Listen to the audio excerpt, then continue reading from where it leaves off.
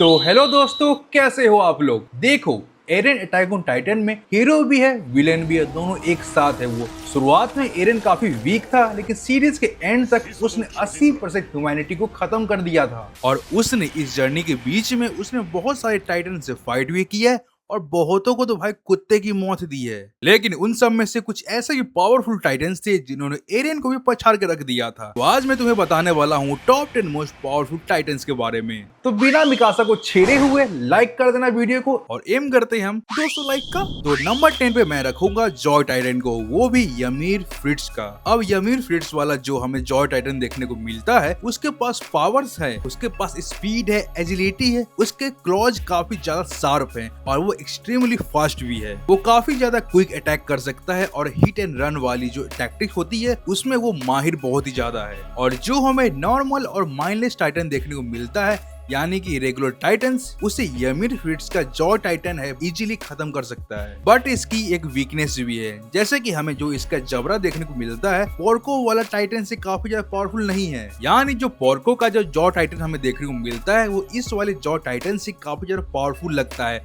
और फिजिकली देखा जाए तो या वो अदर टाइटन्स की तरह देखने में काफी डरावना भी नहीं लगता है। एक तो ये टाइटन है, ऊपर से छोटा है, और जिस चीज के लिए जाना जाता है जॉय टाइटन, वही इसकी सबसे बड़ी कमजोरी है। That's why मैं इसको नंबर 10 पर रखा हूँ। ये टाइटन हमें टैक्टिक्स से जीत सकता है, लेकिन रॉ फाइट में कोई इसका कुत्ता बना देगा। बाकी यह बात करते हैं अपने नंबर 9 पे, जहाँ नंबर 9 पे हमारा आता है कार्ड टाइटन। और इसके ऊपर जो हमें देखने को मिलती है इसके राइडर काइंड ऑफ कह सकते हैं, वो है पिकेट फिंगर्स। और डैम, टाइटन में और इंसान वाली फॉर्म में काफी ज्यादा फर्क है। अब सिंपिंग को सलमान भाई के गली में फेंकते हुए हम बात करते हैं इसके पावर्स के बारे में। और मैं तुम्हें ये बताना चाहता हूँ, ये जो टाइटन ये खुद पैदल फॉर्म में रहता है, इसके पास एक्सट्रीम इंडोरेंस है, और हाँ, ये जो टाइटन है यूटिलिटी में काफी ज्यादा सही है। अब देखो, इस टाइटन की सबसे अच्छी बात ये आती है कि ये काफी सारे महीनों तक सेम फॉर्म में रह सकता है। मतलब कि जो टाइटन वाली फॉर्म है उसके अंदर ये काफी लंबे टाइम तक रह सकता है बिना ह्यूमन बने हुए। और ऊपर से ये टाइटन काफी ज्यादा वर्सेटाइल भी है। ये अपने ऊपर वेपन्स को लेकर के आराम से घूम सकता है और एक्स्ट्रा गियर तक को कैरी कर सकता है। ऊपर से ये हाईली इंटेलिजेंट है और काफी ज्यादा स्ट्रेटेजिक भी रहता है ये टाइटन, क्योंकि देखा जाए तो जो फिंगर्स है one of the most smartest shifters में से आती है। लेकिन भाई देखो, वीकनेस तो सभी की होती है, तो इसकी भी एक वीकनेस हमें देखने को ये मिलती है कि जो इसकी फिजिकल फॉर्म है वो काफी ज्यादा वीक है। ये ऑफेंस बिल्कुल नहीं कर सकता है। ये टाइटन पूरा का पूरा वर्नेबल है। विदाउट गियर और सपोर्ट इसका कोई भाई बैलेंस ही नहीं है। लाइक अगर कोई टाइटन इससे बिना गियर्स के लड़ता है तो ये आराम से हार जाएगी। लेकिन इसको मैं 9th नंबर पे इसलिए रखा हूँ क्योंकि इसके पास इंडोरेंस है और सपोर्ट भी है, और ये किसी भी लड़ाई में वार मशीन के काम कर सकती है प्रॉपर तरीके से। बाकी 8 नंबर पे आता है अपना जॉ टाइटन, वो भी पोर्को और फैल्को वाला वर्जन। तो अब हम यहाँ से बात करेंगे अपने असली टाइटन्स के बारे में, क्योंकि ये वाला जो टाइटन है इसका जबड़ा और पंजे दोनों जबरदस्त है भाई। ऊपर से जो ये स्पीड था इसका काफी इंसेन, मतलब वो सोने पे सुहागा वाली बात है। और इससे भी कमाल की बात मैं तुम्हें ये बताता हूँ कि ये जो जॉ टाइटन है, एनी और वार हैमर का जो क्रिस्टलाइज फॉर्म था उसको पूरा ब्रेक कर दिया था। ये टाइटन छोटा है, फास्ट है और काफी ज्यादा डेडली है क्लोज कॉम्बैट के अंदर। और इवन फैल्को वाला वर्जन जो था वो अपने को म्यूटेट करके एक हाइब्रिड फॉर्म बना लिया था, जिस कारण से वो टाइटन उड़ भी सकता था। यानी कि क्लोज कॉम्बैट में काफी ज्यादा सही है, इवन दो एरेन ने इसे पेल दिया था। बट फिर भी ऊपर से जो फैल्को को पंख लग गया था वो तो एक अलग लेवल की बात है। दैट्स व्हाई मैंने इसको 8 नंबर पे रखा है, बिकॉज वार हैमर का क्रिस्टलाइज फॉर्म को तोड़ना कोई बच्चों की बात नहीं है। बाकी अब 7th नंबर पर बात करते हैं हमारी सबकी प्यारी, बिल्कुल नहीं कहूंगा मैं, लेकिन मैं इसे कहूंगा फीमेल टाइटन। तो फीमेल टाइटन जो है हमें वो एनी लियोन हार्ट के पास देखने को मिलती है। इसकी स्पेशल एबिलिटी जो हमें देखने को मिलती है वो है इसके हार्डनिंग मार्शल आर्ट, और ऊपर से ये चिल्ला करके अदर टाइटन्स को भी अट्रैक्ट कर सकती है। हैंड टू हैंड कॉम्बैट में ये पेल सकती है किसी को भी, और ये हार्डन करती है अपनी पूरी बॉडी को, और वो ऑफेंस और डिफेंस दोनों में काम आता है। लेकिन भाई ये पावरफुल बिल्कुल नहीं है। लेकिन फिर भी मैंने इस टाइटन को 7th नंबर पे इसलिए रखा हूँ क्योंकि ये टाइटन जो खाली फाइटर नहीं है, ये एक वॉरियर है जिसके पास ताकत है और काफी ज्यादा स्ट्रेटेजिकली वो यूज कर सकती है। बाकी नंबर 6 पे आता है हम सबका one of the favourite Titan, जो कि है आर्मर्ड टाइटन। भाई पहली बार जब इसको देखा था वॉल ब्रेक करते हुए, ओ माय गॉड, अंदर से डर आ गया था। अब रेनार के पास हमें आर्मर टाइटन देखने को मिलता है जो कि इस सीरीज का one of the strongest Titan में से एक है और इसकी सबसे स्पेशल बात यह है कि इसकी पूरी बॉडी पे आर्मर्ड है। दैट्स व्हाई, और यही बस है, इसका जो हमें स्ट्रेन देखने को मिलता है वो काफी ज्यादा इंसेन है, कि एकदम टैंक जैसा लगता है। और ऊपर से इसके ऊपर जो हमें आर्मर देखने को मिलता है वो डायरेक्टली कैनन को हैंडल कर सकता है। उसकी आर्मर वाली बॉडी से उसने गेट इवन वॉल तो को तोड़ दिया था इजीली तरीके से। लेकिन इसकी भी एक वीकनेस ये है कि इसकी बॉडी पे अगर एक जगह पर रिपीटेड बार बार अटैक किया जाए, पूरे फोकस के साथ सारे एक्सप्लोजिव यूज किया जाए एक ही जगह पे, तो इसके आर्मर को भी ब्रेक किया जा सकता है, जो कि भाई ये बैठे बैठे तो अपना आर्मर तोड़ने नहीं देगा, तो इट्स नॉट इवन पॉसिबल।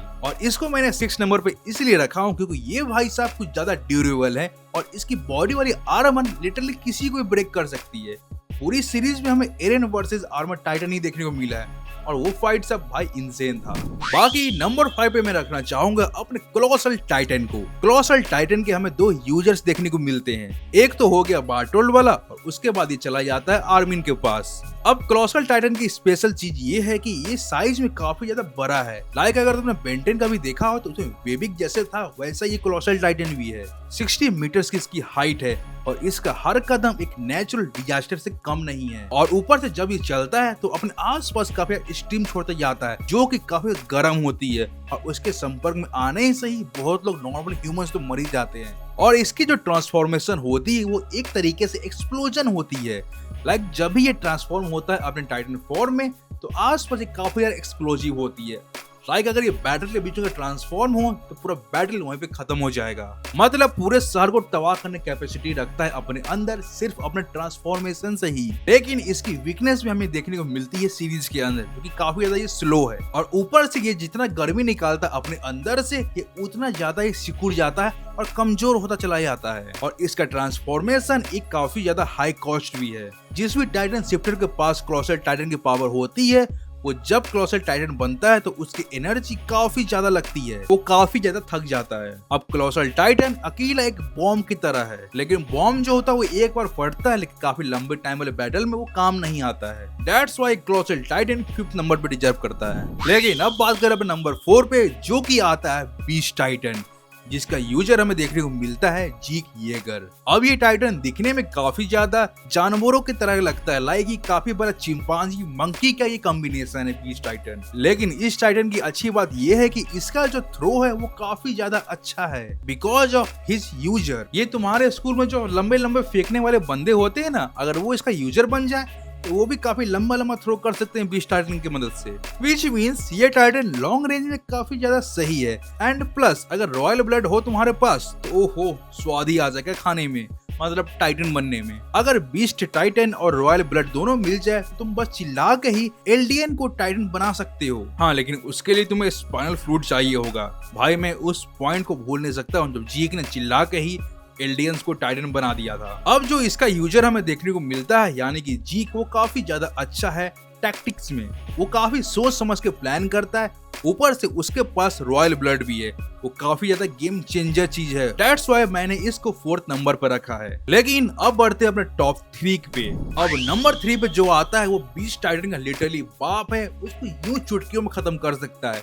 मैं बात कर रहा हूँ वारहैमर टाइटन की, जिसका यूजर हमें देखने को मिलता है लारा और उसके बाद ये जाती है एरेन येगर के पास। अब इसकी स्पेशल एबिलिटी ये है टाइटन की, ये कभी भी किसी भी चीज को वेपन बना सकता है। स्पाइक से लेके हैमर से लेके स्पीयर से लेके स्वॉर्ड से लेके जो चाहे वो वेपन को क्रिएट कर सकता है। एंड प्लस एक और अच्छी बात ये है कि फाइट के दौरान खुद नहीं लड़ता है, यानी कि ये खुद तो लड़ता है, मतलब जो इसका यूजर होता है वो इसके गर्दन के अंदर बैठा हुआ नहीं रहता है, बल्कि वारहैमर टाइटन के अंदर तुम अपने यूजर को किसी और जगह सेफ प्लेस पर रख सकते हो। मतलब यूजर कहीं और है, तुम्हारा टाइटन कहीं और है, बस कंट्रोल तुम ही कर रहे हो, जिसको तुम एक केबल से कनेक्ट करके रखते हो, जिस कारण से तुम इस टाइटन को कंट्रोल कर सकते हो। और ये काफी अच्छी बात है जो कि एनिमी के लिए काफी सरप्राइज हो सकती है, क्योंकि टाइटन्स हमला करते हैं बेसिकली वो गर्दन पे ही, जिसके बाद ये मर के भी दोबारा जिंदा हो सकती है बिकॉज यूजर तो वहाँ पे है ही नहीं। लेकिन इसका जो प्लस पॉइंट है वो एक्चुअली में इसका माइनस पॉइंट भी है, क्योंकि अगर किसी बंदे को पता चल जाए कि ये बंदा अपने केबल से कनेक्ट करके अपने यूजर को साइड में छुपा कर रखा हुआ है तो डायरेक्टली यूजर पे ही हमला करेगा। और इसी वजह से ये इसकी काफी बड़ी वीकनेस भी है,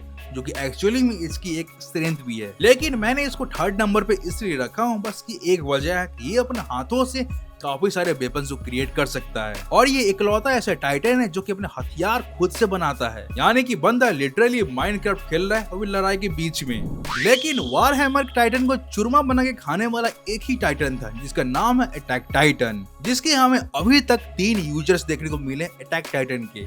एक तो हो गया एरेन द ओलो वाला, सेकेंड हो गया ग्रीसर येगर और थर्ड हो गया अपना एरेन येगर। अब इस टाइटन की सबसे अच्छी बात ये है कि इसका कॉम्बैट एबिलिटी काफी ज्यादा अच्छा है। ऊपर से ये मेमोरीज ट्रांसफर भी कर सकता है फ्यूचर और पास्ट के बीच में। इसकी सबसे अच्छी चीज ये है कि इसका स्ट्रेंथ ये काफी नेचुरल फाइटर है ऑटोमेटिकली, यानी इसको जितना गुस्सा दिलाओगे इसकी पावर विल पावर उतनी ज्यादा बढ़ती चली जाएगी। ये और ज्यादा खूंखार हो जाएगा और ज्यादा जोर से लड़ता है और काफी बार हमें ये देखने को मिला भी है ये चीज। और फ्यूचर मेमोरी की वजह से हमें इसका स्ट्रेटेजिकली इंसाइट देख भी सकते हैं कि भाई यूजर जो है वो अपने आपस में इंटरेक्ट कर सकते हैं, एक फ्यूचर प्लानिंग कर सकता है, एक फ्यूचर में क्या करने वाला है उसे ये बता सकता है। और तुमने नोटिस नहीं करा होगा कि जब एरेन मल्टीपल टाइटन्स कहता है तभी वो स्टिल अटैक टाइटन को ही यूज करता है, क्योंकि एक तरीके से उसने अपने आप को कोर बनाकर रखा था। क्योंकि ये टाइटन काफी ज्यादा अच्छा है, वो अदर टाइटन की एबिलिटी को यूज कर सकता है लेकिन अटैक टाइटन को भी यूज कर सकता है ज्यादातर। और इसको सेकेंड नंबर पर रखने का मकसद बस एक ही था, ये काफी ज्यादा पावरफुल है, दैट्स व्हाई इसको मैंने सेकेंड नंबर पर रखा है। लेकिन फिर बात करते हैं अपने नंबर 1 पे, जो की है सभी टाइटन्स का राजा फाउंडिंग टाइटन। इसके भी हमें 2 यूजर्स देखने को मिलते हैं, एक तो होगा यमीर, दूसरा एरेन येगर, जिसने इसको रॉयल ब्लड का यूज करके ट्रिगर किया था और यूज कर पाया था। अब इस वाले टाइटन की पावर्स बिल्कुल अनमैचेबल है, ये लिटरली गॉड है टाइटन्स का। ये टाइटन क्रिएशन कर सकता है, मेमोरीज को कंट्रोल कर सकता है, बॉडी को मैनिपुलेट कर सकता है, इवन ये एलियंस की बायोलॉजी तक को छेड़ सकता है और मेमोरीज को अल्टर कर सकता है। एरेन ने जब इस टाइटन का यूज किया था तो उसकी बॉडी जब ट्रांसफॉर्म हुई थी पूरी तरीके से शहर जितनी थी, और ये टाइटन रंबलिंग को भी कंट्रोल कर सकता है। अब फाउंडिंग टाइटन को नंबर 1 पर रखने को रीजन नहीं है, क्योंकि फाउंडिंग टाइटन लिटरली गॉड है इस यूनिवर्स का। फाउंडिंग टाइटन एक तरीके से अटैक टाइटन का पीक वर्जन है, वो लिटरली वर्ल्ड को एंड कर सकता है। तो हाँ, नंबर 1 पे तो इसको होना ही था। बाकी अगर तुम मुझसे पूछोगे कि तुम्हारी फेवरेट टाइटन कौन सी है तो मैं बोलूंगा एक तो तुम्हारा होगा वारहैमर टाइटन, दूसरा अटैक टाइटन। अब मैं इन टाइटन्स को पसंद क्यों करता हूँ, सबसे पहली बात, तुम वारहैमर टाइटन का यूज करके तुम अलग अलग वेपन्स को क्रिएट कर सकते हो, तुम अपने बॉडी को अलग जगह पर रख सकते हो, जो कि काफी सही बात है। तुम इसको बैटल में काफी एडवांटेज भी यूज कर सकते हो। और अटैक टाइटन के बारे में मुझे बताने की जरूरत ही नहीं है, ही इज द बीस्ट भाई, ही इज द गोट। बाकी हाँ चलो, इस वीडियो को मैं यहीं पे रखता हूँ। अगर तुम्हें ये वीडियो पसंद आया हो तो लाइक एंड सब्सक्राइब।